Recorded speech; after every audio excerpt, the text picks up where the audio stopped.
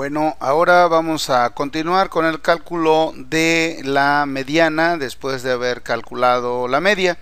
Bueno, tenemos que para poder determinar la posición de la mediana, tenemos la fórmula que me dice que es el número de datos más 1 entre 2.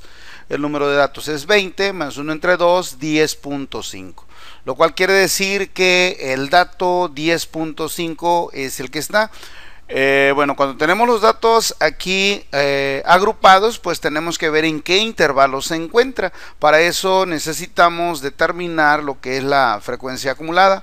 Entonces, en la frecuencia acumulada nos vamos con las frecuencias absolutas. La primera frecuencia absoluta es la primera frecuencia acumulada, en este caso 2.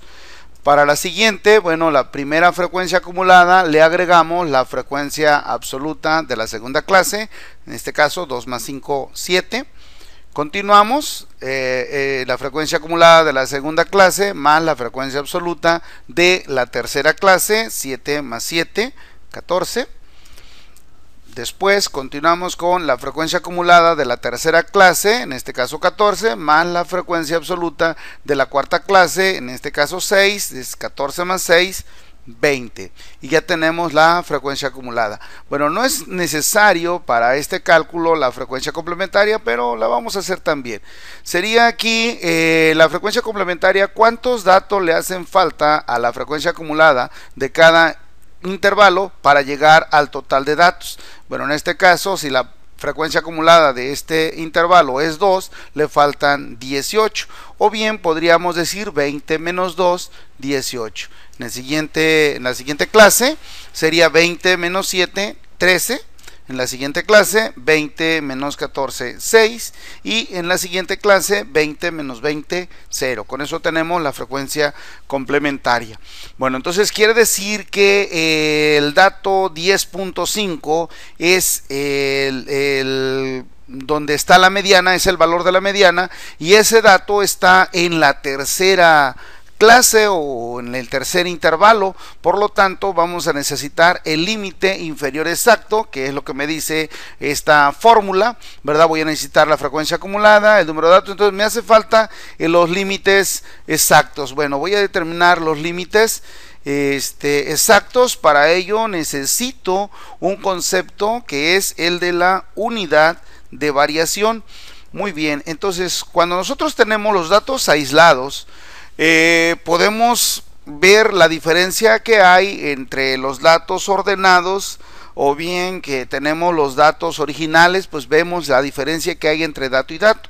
Pero cuando están agrupados, como en este ejemplo, pues nosotros vamos a ver la diferencia que hay entre el límite inferior de una clase menos el límite superior de la clase anterior. Observamos 105 menos 100, 135 menos 130, 165 menos 160. En todos los casos la diferencia es 5, por lo tanto la unidad de variación es 5 y todas las clases son homogéneas o todos los intervalos son homogéneos. Muy bien, entonces esta unidad de variación que hemos determinado la dividimos entre 2 y me va a quedar entonces 2.5. Ese 2.5, en el límite inferior exacto de la primera clase, voy a tomar el límite nominal de la primera clase, que en este caso es 75, y le voy a restar 2.5, que es la mitad de la unidad de variación, dándome 72.5.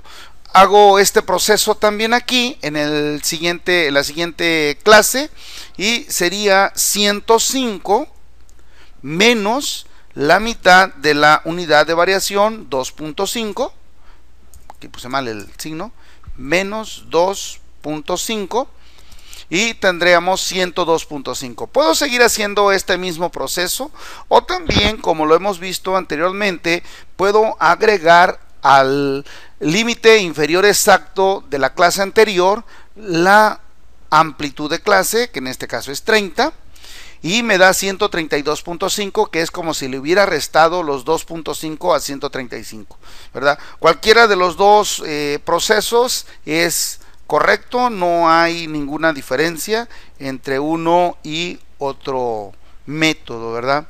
Entonces aquí tendríamos el límite inferior exacto de cada una de las clases o de cada uno de los intervalos. Vamos a hacer el mismo o un proceso similar para determinar los límites superiores exactos.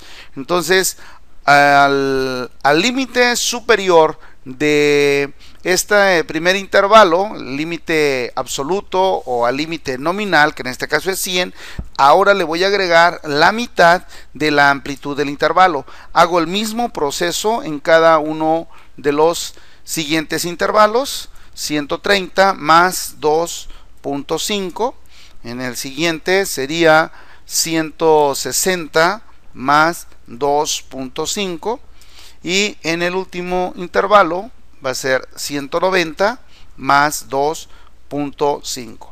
Muy bien, ya tengo los límites. Ahora voy a proceder a hacer la sustitución en la fórmula correspondiente para calcular el valor de la mediana. Entonces, viendo que en el lugar en que se encuentra la mediana es en el lugar 10.5, quiere decir que está en este intervalo. Entonces lo marcamos y lo que necesitamos ahí es el límite inferior exacto, que es 132.5, y aquí hacemos la sustitución, más n, que es el número total de datos, o sea 20 entre 2, menos la frecuencia acumulada de donde se encuentra la mediana. Entonces la frecuencia acumulada anterior, aquí se encuentra la mediana, y la frecuencia acumulada anterior es 7. Entonces ese es el valor que anotamos, lo estamos marcando aquí, y aquí está sustituido. Entre, dice la fórmula, que es la frecuencia en donde se encuentra la mediana.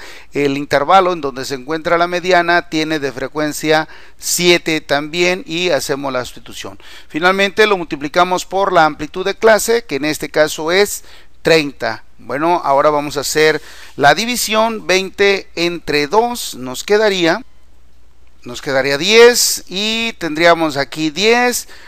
Los demás valores pues siguen igual. Ahora restamos 10 menos 7, me queda 3 entre 7 por 30, es decir, 3 séptimos de 30. Vamos a ver, me quedarían 3 entre 7, 0.428 por 30, serían 12.84 más 132.5, me da un total de 145.34, que sería el valor de la mediana. Muy bien, con esto daríamos por terminado el cálculo de la mediana. En otro bloque vamos a calcular a la moda.